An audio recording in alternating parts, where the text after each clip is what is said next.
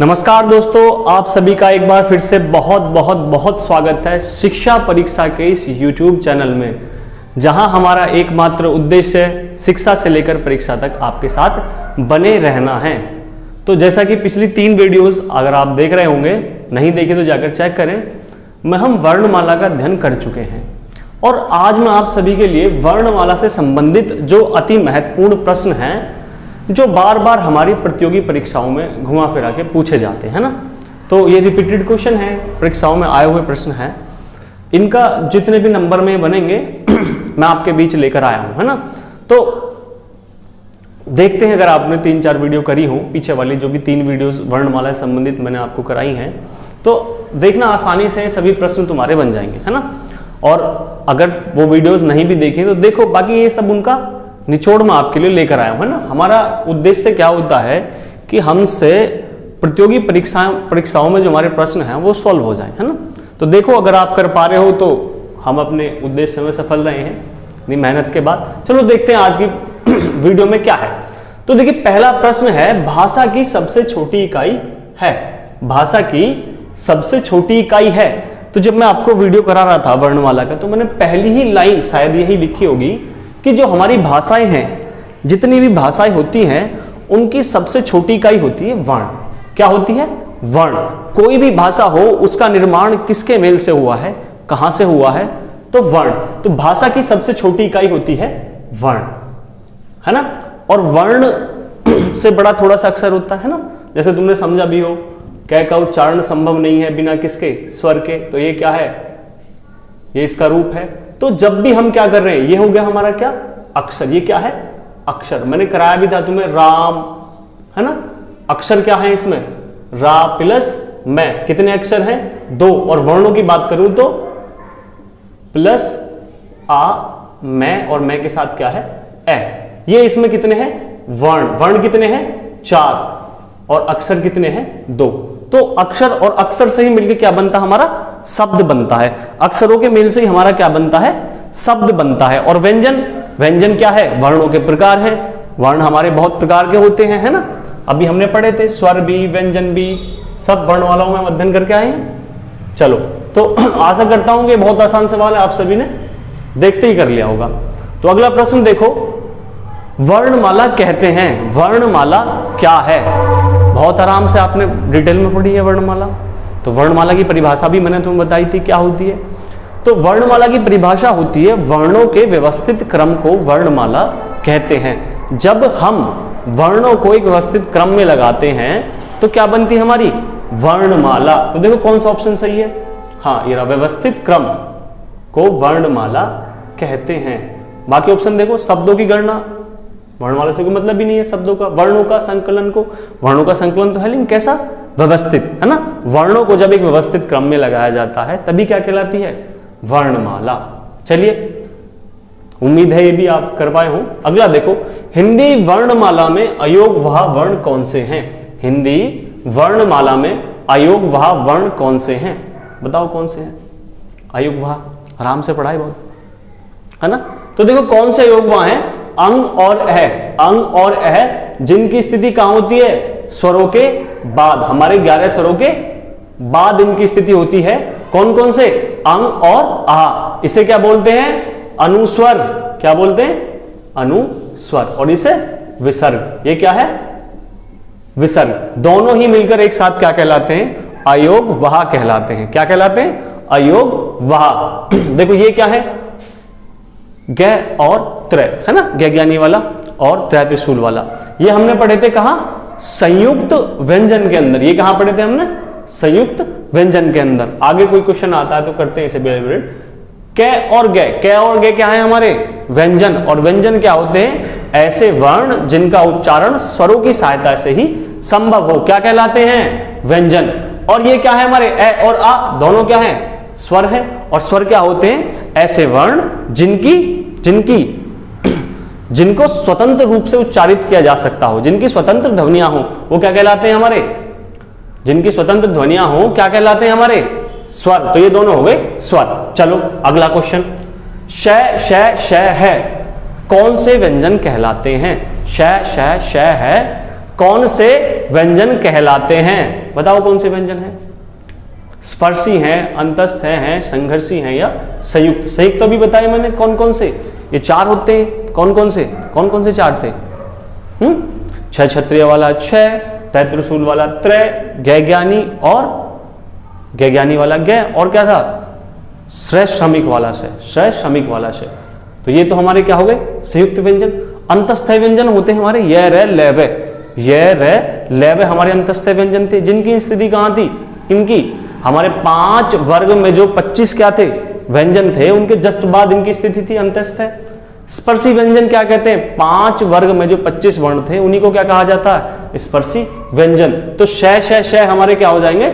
संघर्षी, या इसका एक और नाम होता ऊष्म्य व्यंजन। कौन से? ऊष्म्य व्यंजन, जिनके उच्चारण में हमें थोड़ा सा संघर्ष करना पड़े, वायु हमारे उच्चारण स्थानों से रगड़ कर निकले, थोड़ी सी ऊष्मा भी उत्पन्न हो, तो क्या कहलाते हैं? संघर्षी या ऊष्म्य व्यंजन। ठीक है, आई बात समझ आपको। अगला देखो, निम्नलिखित में से नवीन विकसित ध्वनियां कौन सी हैं? नवीनतम या नवीन विकसित ध्वनियां कौन सी है? तो ये भी पढ़ाया मैंने। आगत स्वर थे तुम्हारे, है ना, 4-5 थे, कुछ अरबी फारसी से थे, एक इंग्लिश से भी था। तो नवीनतम ध्वनियां क्या हैं? देखो, जब हमारी भाषा में बहुत से वर्ण आज भी उर्दू के भी हैं, अरबी के भी हैं, फारसी के भी हैं, इंग्लिश के, इवन पुर्तगाली और डच जो भाषा है उनके भी कुछ शब्द हमारे हिंदी भाषा में, आज हम देसी जो हिंदी बोलते हैं ना, मैं हिंदी आप में बात करें, उसमें प्रयोग किए जाते हैं। तो जब क्या हुआ, जब विदेशी भाषाओं के शब्द हमारी भाषा में आकर मिले, तो जो उनका उचित उच्चारण था वो हमारे शब्दों के साथ नहीं हो सकता था, हमारे वर्णों के साथ नहीं हो सकता था, है ना। जो हमारी वर्णमाला के जो वर्ण हैं वो किस भाषा के आधार पर बने हुए हैं? हमारी हिंदी भाषा के आधार पर। तो कुछ शब्द ऐसे हमारे जब विदेशी भाषाओं के आए तो उनका सही से उच्चारण करने के लिए हमें कुछ वर्ण और दूसरी भाषाओं के भी अपनाने पड़े, है ना, जिन्हें हम क्या कहते हैं? आगत स्वर, आगत व्यंजन। आगत व्यंजन कहते हैं ना, बाद में सबसे लास्ट में पढ़ते हैं, वर्णमाला में तो उनका स्थान है नहीं, लेकिन पढ़ते हैं फिर में भी। तो वो क्या थे? ये ख के नीचे क्या लगा हुआ है? नुक्ता। ग के लिए क्या लगा हुआ है? नीचे नुक्ता। और जिसका अर्थ होता है किसी भी शब्द को थोड़ा सा जोर देकर बोलना, किसी भी शब्द को थोड़ा सा जोर देकर हम बात करेंगे जब जिस शब्द में क्या लगा हो? वर्ण में नुक्ता लगा हो। आई बात समझ, है ना। तो देखो, जैसे एक शब्द है गजल, है ना, गजल, है ना। तो जय क्या है? हमारे जैसे सा, हमारा जो जय जल है उसके जैसा नहीं है, उससे थोड़ा सा भारी है, उसका उच्चारण क्या है? थोड़ा सा अलग। तो सेम क्वेश्चन यही है, सब में नुक्ता लगा हुआ है। ध्वनियां किस भाषा की है? कौन सी भाषा की है? अरबी और फारसी की, है ना, अरबी और फारसी की। एक और हमारी आगत ध्वनि थी, कौन सी? ये डॉक्टर वाला ओ, है ना। ये कौन सी भाषा से आई थी? इंग्लिश भाषा से। आई बात समझ। चलो, हिंदी में मूलतः वर्णों की संख्या कितनी है? तो कितनी है हिंदी में वर्णों की संख्या? बहुत आराम से अच्छे तरीके से बताई मैंने। तो कितनी होती है? 52। कितनी संख्या होती है? 52। यहां देख लो एक बार फिर से, वर्णों की संख्या कितनी है? कितनी? 52, यानी 52। कैसे कैसे? 11 होते हैं हमारे स्वर। 11 कैसे होते हैं हमारे स्वर? 11 स्वर होते हैं, बाकी 10 भी 13 भी हम तरीके से बोल सकते हैं, बताया मैंने तुम्हें, अभी बताऊंगा आगे, कोई दिक्कत नहीं है। 2 हमारे होते हैं अयोग वाह, 2 वर्ण होते हैं हमारे अयोग वाह। उसके बाद 33 हमारे होते हैं व्यंजन, और व्यंजन भी कई प्रकार के होते हैं। 25 स्पर्शी, 4 हमारे अंतस्थ है, ये लेवे हो गए, और उसके बाद कौन से? 4 हमारे संघर्षी या ऊष्मी। उसके बाद 4 हमारे होते हैं संयुक्त व्यंजन। कौन कौन से? ये वाले, है ना, त्रय, गय, श्रय श्रमिक वाला श्रय, छह क्षत्रिय वाला छह। उसके बाद 2 उत्क्षिप्त व्यंजन। 2 क्या होते हैं? उत्क्षिप्त व्यंजन, या इन्हें क्या बोलते हैं? द्विगुण व्यंजन भी बोलते हैं। इन्हें क्या बोलते हैं? द्विगुण व्यंजन। क्या होते हैं? डे और डे के नीचे क्या लगा होता है? नुक्ता। डे और डे के नीचे क्या लगा होता? नुक्ता। इन दोनों को क्या बोलते हैं? द्विगुण व्यंजन या उत्क्षिप्त व्यंजन। अंतिम सवाल आज बोर्ड पे लिखा हुआ अंतिम सवाल क्या है? हिंदी भाषा में कुल स्वरों की संख्या कितनी है? शब्द समझना है, कुल स्वरों की संख्या। क्या पूछा गया हमसे? हिंदी भाषा में कुल स्वरों की संख्या कितनी है? तो मैंने आपको समझाया था, स्वरों की संख्या हम 3 प्रकार से बता सकते हैं। कैसे? एक तो उच्चारण की दृष्टि से, है ना, उच्चारण की दृष्टि से। दूसरा मूलतः, अगर पूछा जाए कि मूलतः स्वरों की संख्या या सामान्यतः, या पूछे खाली स्वरों की संख्या, और एक हमारा कुल स्वरों की संख्या,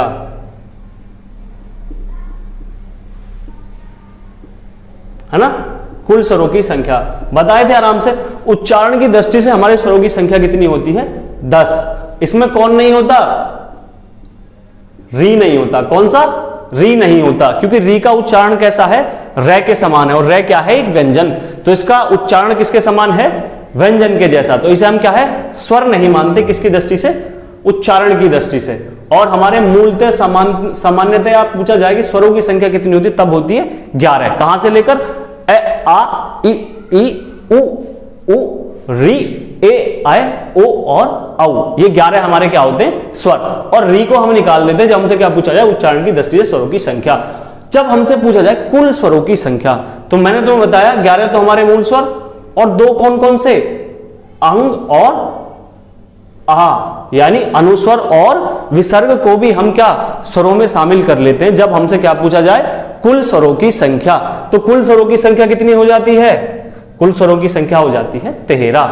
यहां पे हमसे कुल स्वरों की संख्या ही तो पूछी है, तो आंसर हो जाएगा 13। देखो, उच्चारण की दृष्टि से स्वरों की संख्या 10। री को हम क्या है? उच्चारण की दृष्टि से स्वर नहीं मानते। उसके बाद मूलतः सामान्यतः पूछा जाए कि स्वरों की संख्या कितनी होती है, तो 11। और फिर क्या पूछे? अगर कुल स्वरों की संख्या की बात हो तो क्या हो जाएगा? 11 + 2 13। तो बात समझ आई? देखते हैं आगे। तो आइए आगे के क्वेश्चंस की अपनी बात करते हैं ना, आगे के प्रश्नों की। तो अगला प्रश्न है हमारा, निम्न में से अघोष वर्ण है।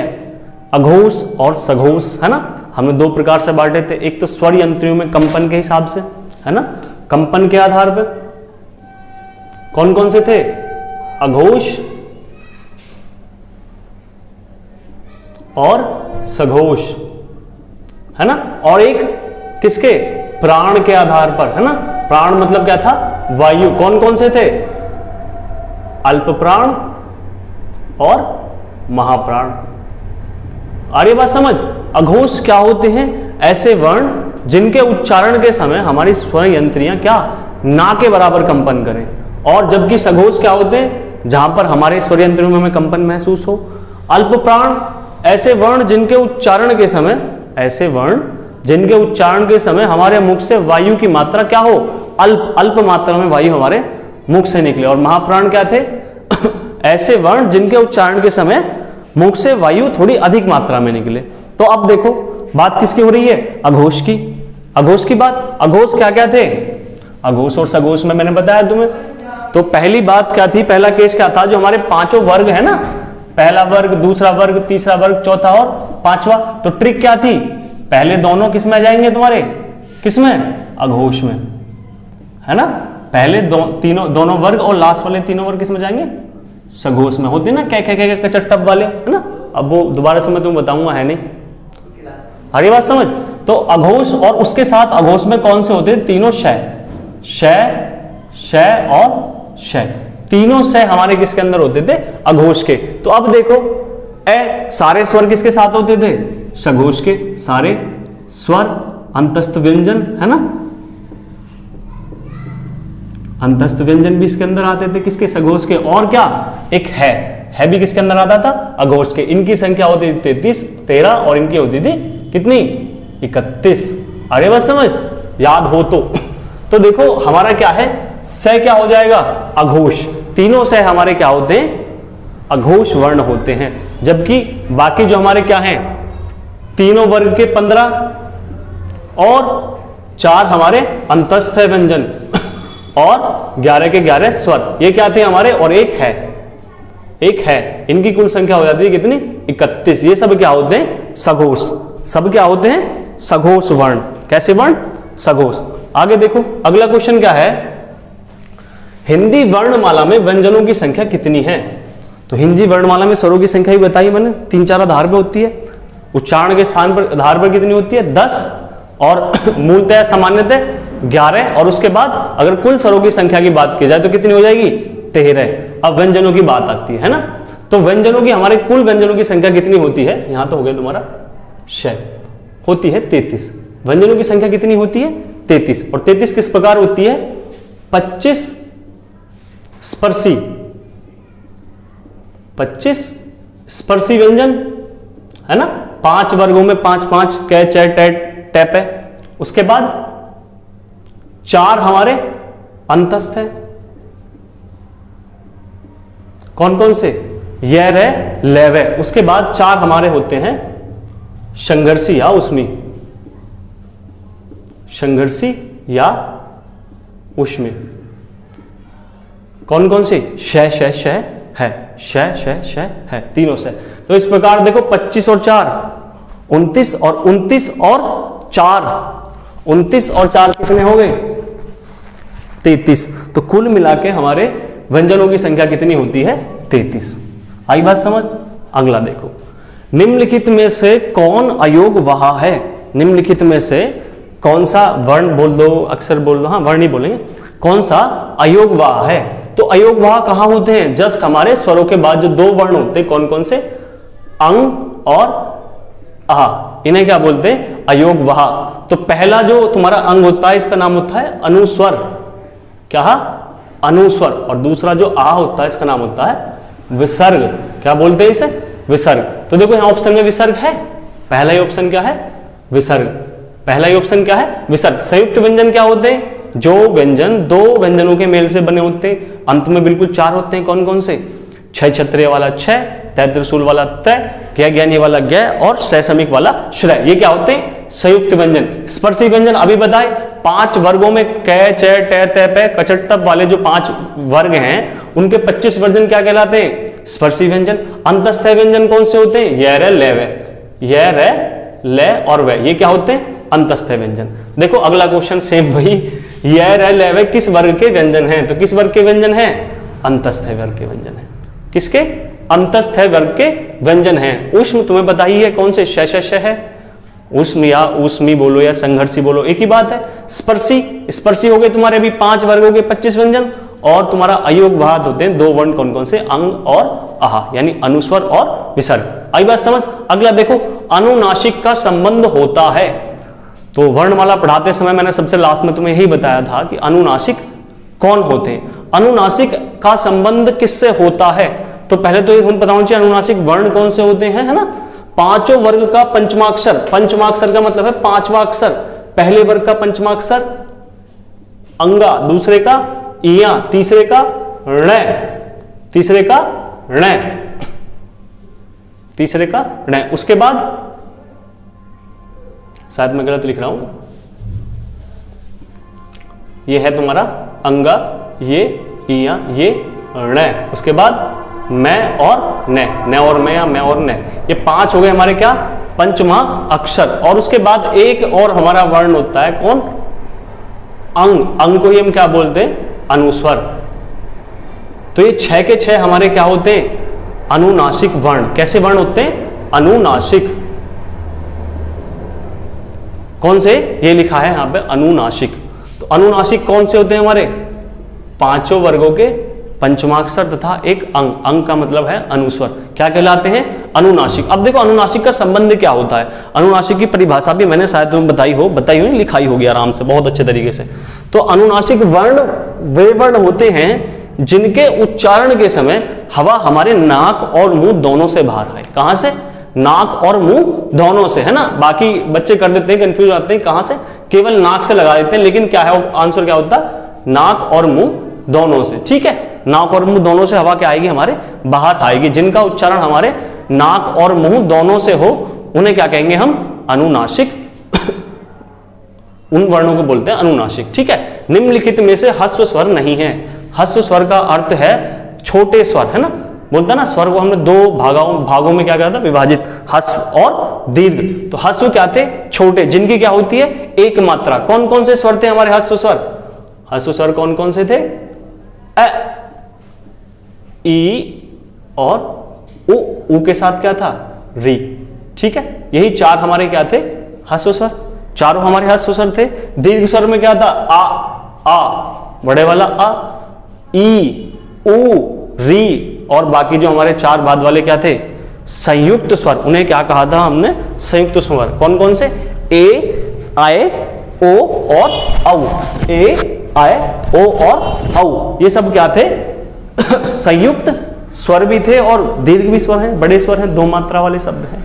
तो देखो यहाँ पे कौन कौन से हैं, अ ह्रस्व स्वर है, ई नहीं, ये क्या है, दीर्घ स्वर है, ये दोनों क्या है, ह्रस्व स्वर है। तो यहाँ पे कौन सा हो जाएगा, ह्रस्व स्वर कौन नहीं है, ई नहीं है, ई हमारा क्या है, ह्रस्व स्वर नहीं है। देखो आगे देखो अगला प्रश्न, निम्नलिखित में से कौन संयुक्त स्वर है। अभी बताया मैंने तुम्हें संयुक्त स्वर, संयुक्त स्वर क्या थे, संयुक्त स्वरों की संख्या हमारी 4 थी, संयुक्त व्यंजनों की भी संख्या 4 थी और संयुक्त स्वरों की भी संख्या 4 थी, है ना। ये मिटा लेता हूं, भी समझाता हूं संयुक्त स्वर क्या होते हैं, बाकी मैं पढ़ा तो चुका ही हूं तुम्हें। तो 4 हमारे कौन थे, संयुक्त स्वर, संयुक्त स्वरों की संख्या कितनी थी, 4। कौन कौन से हमारे संयुक्त स्वर थे, कौन कौन से, देखो ए, आए, ओ और औ, ये चारों क्या थे, हमारे संयुक्त स्वर थे। क्या थे, संयुक्त स्वर। बोलो ऐ, है ना, उच्चारण क्या है इसका, ऐ। तो ये किस किस के मेल से बना है, ए और ई के मेल से बना है। जब ए और ई की ध्वनियां एक साथ मिलती है तो क्या बनता है तुम्हारा, ऐ। ए, ऐ, और उसके बाद जो तुम्हारा ए है ये किस किस से बनेगा, आ तो इसमें भी रहेगा आ, और उसके बाद इसमें क्या हो जाएगा, ए। ऐसे ही जो तुम्हारा ओ है वो किस किस के मेल से बना है, ए और ऊ के मेल से, ए और ऊ के मेल से, और औ, ए और ओ के मेल से। ठीक है, ये चारों हमारे क्या थे, संयुक्त स्वर थे। क्या थे हमारे, संयुक्त स्वर। संयुक्त व्यंजन अलग हैं, संयुक्त स्वर अलग हैं। तो देखो इनमें से कौन सा सही है फिर, तो ए और आ स्वर हैं, ये ह्रस्व, ये दीर्घ, ये भी क्या है, ह्रस्व, ये दीर्घ। अब संयुक्त स्वर कौन से थे, ये दोनों हमारे क्या थे, संयुक्त स्वर। जय और जय तो हमारे क्या हो गए, व्यंजन, है ना। देखो अगला प्रश्न, निम्न में से स्पर्श वर्ण किसे कहते हैं। स्पर्श वर्ण कह दो, स्पर्शी वर्ण कह दो, स्पर्शी व्यंजन कह दो, या स्पर्शी वर्ण कह दो, बात एक ही है। कौन से थे, देखो ऑप्शन देखो, ह्रस्व स्वर, ह्रस्व स्वर तो बिल्कुल नहीं, छोटे स्वरों को ह्रस्व स्वर कहते हैं। संघर्षी व्यंजन, संघर्षी व्यंजन कौन से थे, श श श है, उसमें असंघर्षी वो अलग है। पांचों वर्ग के 25 वर्ण, जी बिल्कुल सही, पांचों वर्ग के 25 वर्णों को हमने क्या कहा था, स्पर्शी, क्या कहा था, स्पर्श व्यंजन या स्पर्शी व्यंजन। संयुक्त व्यंजन क्या क्या होते हैं तुम्हारे, वही सबसे अंत वाले, ग ज्ञानी, है ना, ग ज्ञानी वाला ग, और कौन सा था, श्रय श्रमिक वाला श्रय, छह क्षत्रिय वाला छह, और तय त्रिशूल वाला त्रय, ये क्या थे हमारे संयुक्त व्यंजन। ठीक है भाई, अगला क्वेश्चन देखो, वर्ग के प्रथम तथा द्वितीय व्यंजन को क्या कहते हैं। वर्ग के प्रथम, अब कौन से वर्ग की बात हो रही है, उन्हीं पांचों वर्ग की बात हो रही है यहां भी, है ना। पहला और दूसरा व्यंजन तो अभी मैं बनाया था थोड़ा सा, क्या कहते हैं उसे, अघोष ही कहते हैं शायद, है ना, क्या कहेंगे, अघोष। देखो कुछ इस तरीके से बनाते हैं, मैं वर्ण नहीं लिख रहा, नंबर लिखे दे रहा हूं ना, पहला, दूसरा, तीसरा, चौथा, पांचवा। मैंने तुम्हें ट्रिक बताई थी कैसा लिखना हमें, अल्प, महा, अल्प, महा और अल्प। तो मतलब क्या हुआ, अल्प प्राण पहला, तीसरा और पांचवा, और महाप्राण दूसरा और चौथा। उसके बाद ये दोनों हमें क्या लेने हैं, अघोष, ये दोनों क्या लेने हैं हमें, अघोष, और ये तीनों लेने हमें सघोष। ये तीनों कहां लेने हमें, सघोष की श्रेणी में। आ रही बात समझ। तो ये दोनों हमारे क्या है, पहला और दूसरा वर्ण किस श्रेणी में आते हैं, अघोष की श्रेणी में, है ना। अघोष की श्रेणी में कौन आएगा, पहला और दूसरा व्यंजन। अगर बात करूं मैं तीसरा, चौथा, पांचवा किसकी श्रेणी में आएगा, तो सघोष की श्रेणी में, और पहला, तीसरा और पांचवा किसकी श्रेणी में आएगा, अल्प प्राण की श्रेणी में, और दूसरा और चौथा किसकी श्रेणी में आएगा, महाप्राण की श्रेणी में। आई बात समझ, ये तरीका बताया था मैंने तुम्हें। चलो आगे देखते हैं और प्रश्न हमारे, तो आइए देखते हैं आगे के प्रश्नों की चर्चा करते हैं। बाकी जो हो चुके हैं शायद तुम्हें समझ आए, उम्मीद ऐसी करता हूं मैं, अगर पढ़े हो ठीक से। तो देखो कुछ जो सवाल हैं यहाँ पर ऐसे हैं जो मैं आपको मतलब पढ़ाने की जरूरत नहीं थी, वो बस एक एक लाइन में एक एक इंडिविजुअल क्या है प्रश्न है, और वो यहीं पे हो जाएंगे आपको, मैंने यहीं पे रखे हैं इसलिए। जैसे पहला क्वेश्चन है आपका, निम्नलिखित में से अमानक वर्ण हैं, निम्नलिखित में से अमानक वर्ण हैं। अब देखो देखते ही शायद तुम्हें पता चल गया निम्नलिखित में अमानक वर्ण कौन है, लेकिन अमानक वर्ण है क्या। अमानक वर्ण वे वर्ण हैं जो पहले कहाँ, जो पुराने शास्त्र पढ़ोगे, गीता पढ़ोगे, है ना, और भी जो भी हैं पुराने हमारे संस्कृत में जो लिखे हुए जो वेद शास्त्र हैं, उनमें कुछ जो है, जैसे कि अभी यहाँ पे दिया हुआ है ये वाला शब्द है ना, ये तुम्हें देखते ही पता चल जाएगा ये क्या है, अमानक वर्ण। ये पहले भय को ऐसा लिखा करते थे है ना, तुम पुरानी किताब कुछ भी पढ़ोगे तो भय ऐसे लिखा जाता था। तो ये क्या है, अमानक वर्ण है। अमानक वर्ण का मतलब वे वर्ण जो आजकल लिखित रूप से चर्चित, मतलब लिखित रूप से व्यवस्था में नहीं है। हिंदी वर्णमाला ने उन्हें क्या कर दिया, त्याग दिया। हिंदी वर्णमाला में भय को कैसे लिखा गया, ऐसे है ना। तो जो वर्ण आज माने नहीं जाते, जिनको हम आजकल नहीं लिखते, वो वर्ण क्या है, अमानक वर्ण है। अरे बात समझ। और भी बहुत से वर्ण है ना, और पुराने तरीके जो लिखे जाते, तो यहाँ पे तुम्हें देखते पता चल जाएगा ये भय है, ये पहले से लिखा जाता था, लेकिन आज भय का रूप कुछ और है। अरे बात समझ। तो अमानक वर्ण वे वर्ण है जो आजकल लेखन में प्रचलित नहीं है। ठीक है, बात समझ आई। आगे देखो, कौन से वर्णों को स्वर तथा व्यंजनों के बीच की कड़ी माना जाता है। तो जब मैं वर्णमाला पढ़ा रहा था तुम्हें, तो ऐसे कौन से वर्ण थे, है ना। मैंने बताया अयोगवा। कौन से वर्ण थे, अयोगवा, अंग और अह। कौन कौन से, अंग और अह।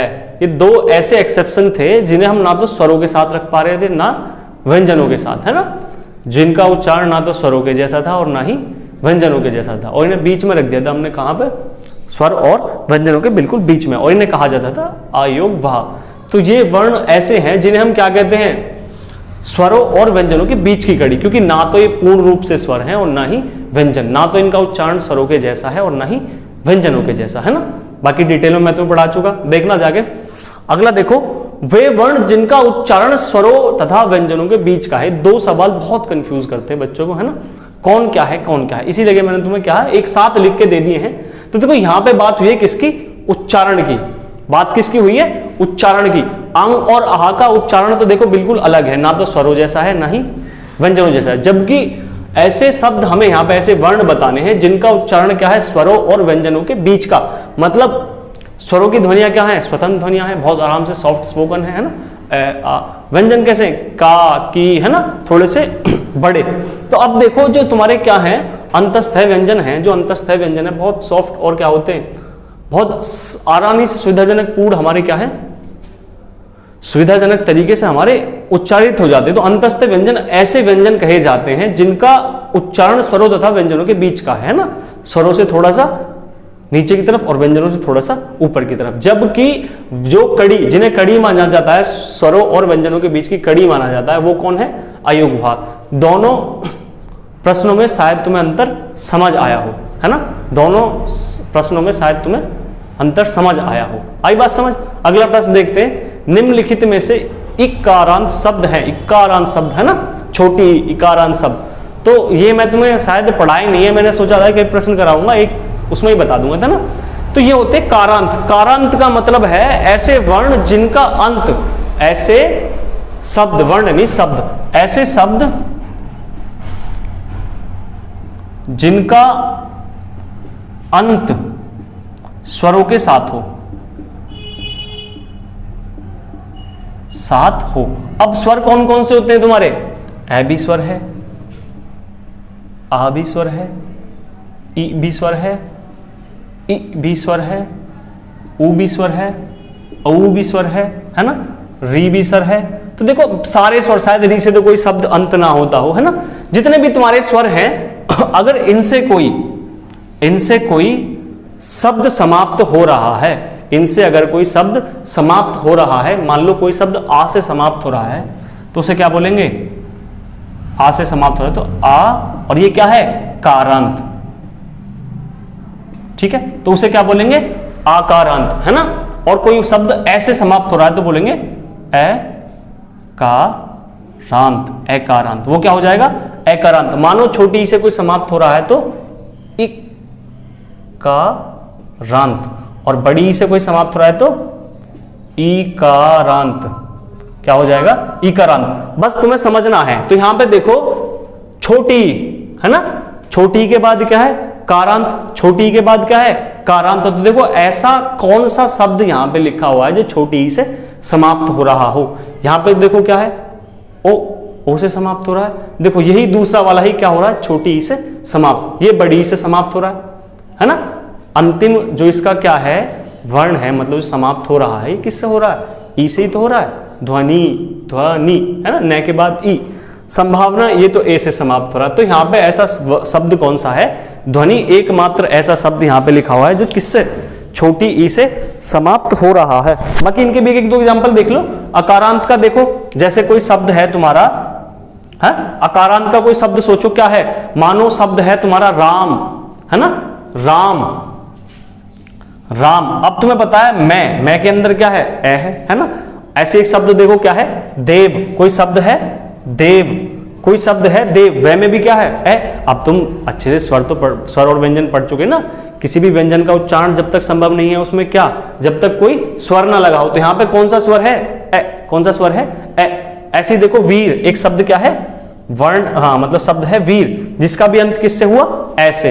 आ का देखो, जैसे कोई है हवा, हवा, रमा, दोनों शब्द कैसे हैं? आ से समाप्त हो रहे हैं, है ना।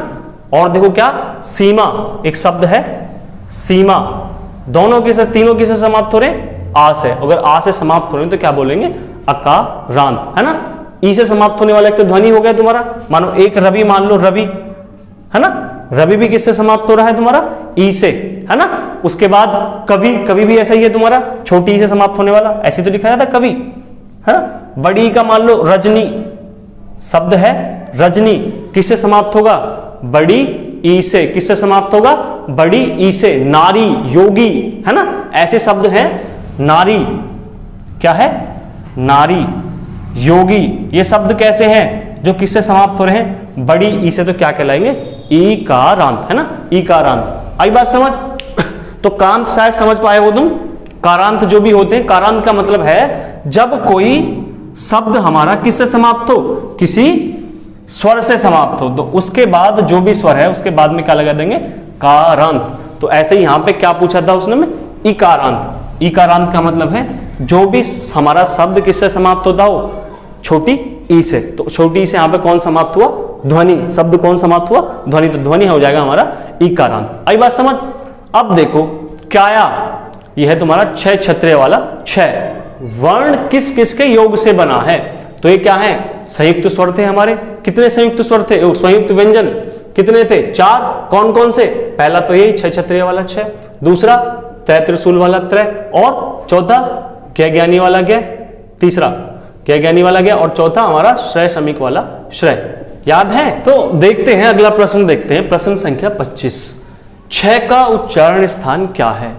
छह का उच्चारण स्थान क्या है? तो मैं वर्ग का पहला पहला वर्ण लिख लेता हूं। एक होता है हमारा कै वर्ग, एक छह वर्ग, टै वर्ग, तै वर्ग और पै वर्ग। ठीक है भाई, ये तो हमारे 5 वर्ग थे। और पांचों वर्ग का उच्चारण स्थान क्या था? उसी क्रम में था जिस क्रम में हम अपने कंठ, है ना, कंठ, तालु और मूर्धा दंत और ओष्ठ को अंदर से बाहर की तरफ जो हमारे क्या है उच्चारण स्थान उन्हें लगाते हैं। ठीक है, अंदर से बाहर की तरफ उच्चारण स्थान को लगाते हैं। तो कै वर्ग क्या था? कंठ। क्या था? कंठ। छह वर्ग क्या था? छह वर्ग क्या था हमारा?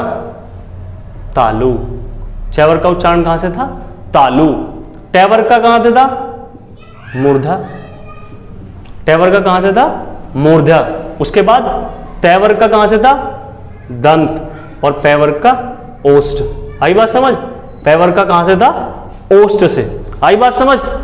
तो अब मुझे बताओ, जो तुम्हारा ये किसका पूछा है? छह। छह आता कौन से वर्ग में है? तो चै, छह, जय, जय, इसी में आता चै, छह, जय, जय, है ना। तो छह वर्ग का उच्चारण स्थान क्या है? तालु, है ना। और तालु ही क्या है? तालव्य। तो इसका आंसर क्या हो जाएगा?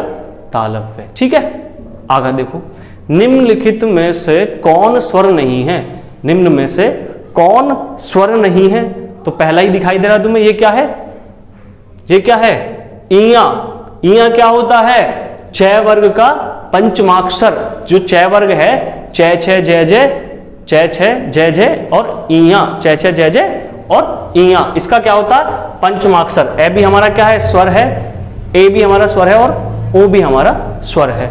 अगला देखो, निम्न में से किस शब्द में द्वित्व व्यंजन है? ये नई चीज कौन सी? द्वित्व व्यंजन। अब लिखना चाहो तो साइड में लिख दो। द्वित्व व्यंजन का मतलब होता है किसी एक ही व्यंजन का 2 बार प्रयोग कर देना, है ना। एक ही व्यंजन का 2 बार प्रयोग कर देना क्या कहलाता है? द्वित्व व्यंजन। अब देखो भाई, व्यंजन तो क्या होते हैं? हलंत रूपी होते हैं। जब हम 2 बार एक के बाद एक बार प्रयोग करेंगे तो क्या होएगा? कुछ ऐसा आधा लिखा जाएगा, है ना। क्या जहां भी आधा 2 बार हम कोई सेम एक ही व्यंजन को लिखेंगे तो कैसा लिखा जाएगा? आधा। और आधे के बाद भाई उसके उच्चारण के लिए अब हमें क्या है?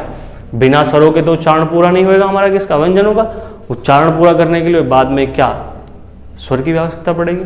तो आ रही है बात समझ? जहां भी तुम्हें आधे आधे 2, एक आधा एक पूरा 2 क्या दिखाई दे? व्यंजन दिखाई दे, वहां पे क्या होता है हमारा? द्वित्व व्यंजन होता है। अगला प्रश्न देखो, अंतिम प्रश्न आज की वीडियो का। ए और ऐ का उच्चारण स्थान है। ए और ऐ है क्या हमारे? अभी बताए मैंने तुम्हें थोड़ी देर पहले। ए, ऐ, ओ और औ हमारे क्या है? संयुक्त स्वर। कौन कौन हमारे? ए, ऐ, ओ और औ, ये चारों हमारे क्या होते हैं? संयुक्त स्वर होते हैं। संयुक्त स्वर हमारा ए किल से मिलकर बना हुआ है? ए और ई से। और ऐसे ही ए और जब ए का मेल होता है तो क्या बनता है? ए और ऊ का मेल क्या बनाता है? ओ। और ए और ओ का मेल बनाता है हमारा औ। अब हमसे क्या पूछा है? ए और ए का उच्चारण स्थान बताओ। तो ए और ऊ का उच्चारण स्थान कैसे बनाते हैं? बनाने का तरीका बताया। वे देखो किस किस की ध्वनि है? ए की और ई की। ए की और ई की। तो ए हमारा कहां से होता है? कंठ से। ए का उच्चारण कहां से है? कंठ से। और ई का उच्चारण स्थान कहां से है? तालव्य, है ना, या तालु से। तो दोनों मिलके क्या बना देंगे तुम्हारा? कंठ तालव्य। कंठ तालव्य। और देखो इसका भी बना सकते हैं। ओ और औ का हमसे पूछे तो ए का उच्चारण स्थान कहां से है? कंठ से, है ना। ए का तो कंठ से ही है। और ऊ का क्या है? ऊ क्या होता है? ओष्ठ। ऊ क्या होता है हमारा? ओष्ठ। तो कंठ प्लस ओष्ठ दोनों का उच्चारण स्थान अगर हम दोनों का निकालेंगे किसका? ओ और औ का, तो एक ही जगह से होगा। कहां से? कंठ और ओष्ठ से, है ना। एक और होता है तुम्हारा, अगर तुम्हें याद भी रखना हो तो देखो मैंने प्रश्न में नहीं लिया। वह होता है हमारा दंत ओष्ठ। वह का उच्चारण कहां से होता है हमारा? दंत ओष्ठ। यही 5 हमारे क्या हैं? ऐसे 5 हमारे ऐसे वर्ण थे जिनका उच्चारण स्थान 2 जगह से होता है ना। जिनका उच्चारण स्थान 2 जगह से होता है। और बाकी नासिक्य बताए मैंने आपको कौन कौन से थे? पंचमाक्षर और हमारा अंग मतलब अनुस्वर क्या होते हैं? नासिक्य वर्ण होते हैं। तो इस प्रकार हमने आज जो है 28 तो सीधे सीधे प्रश्न किए। और उसके बाद खोलते खोलते हर एक ऑप्शन को समझते समझते मैं उम्मीद ऐसी कर रहा हूं कि लगभग मैंने 50 से 60 अति महत्वपूर्ण प्रश्न वर्णमाला से संबंधित करा दिए होंगे। तो उम्मीद है कि वीडियो बिल्कुल आपको बहुत अच्छे तरीके से पसंद आई हो। अच्छी वीडियो है मेरे हिसाब से तो, है ना। और ये वीडियो काफी है। ये वीडियो क्या है? छोटे मोटे एग्जाम के लिए तो बहुत एक वीडियो ही काफी है। तुम्हें अच्छे से तुम्हें वर्णमाला ना भी पड़ी है तो तुम डे टू डे एक दिन पहले क्या है इस वीडियो को देखो रिवीजन के तौर पे। और तुम्हारे सारे वर्णमाला से संबंधित प्रश्न मैं उम्मीद करता हूं कि यहीं से बन जाएंगे। ठीक है, चलो अच्छी बात है तुमने यहां तक वीडियो को देखा। और वीडियो देखने के लिए धन्यवाद। वीडियो को लाइक करें, शेयर करें तथा चैनल को सब्सक्राइब करें। ठीक है, नमस्कार।